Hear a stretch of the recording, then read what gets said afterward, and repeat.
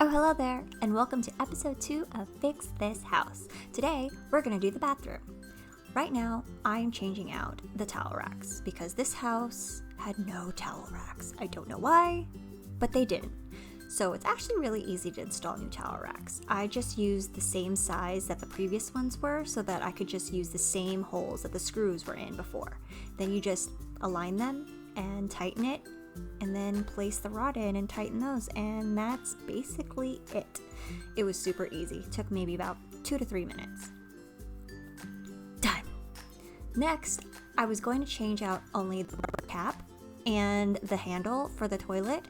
And so when I did that, first off, make sure that you turn off the water valve and then start doing this, because you should flush the toilet first.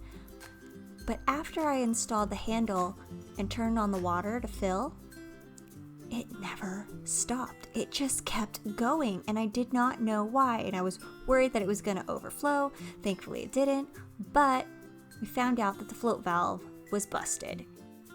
So to fix this, you have to turn the water valve off again, flush the toilet so that the water basin empties, and then unscrew the water line from the float valve and empty it to make sure that there's no water, and then match it.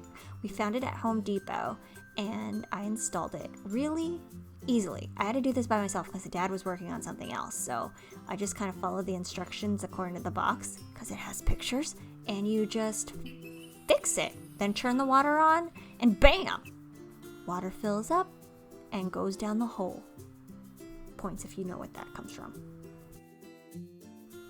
Next up is the toilet paper holder.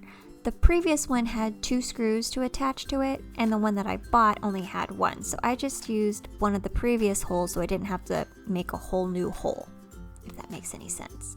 Anyhow, you just attach the brace to it with the screw and then tighten everything up, and it works exactly like the towel rack holder, so everything fits perfectly.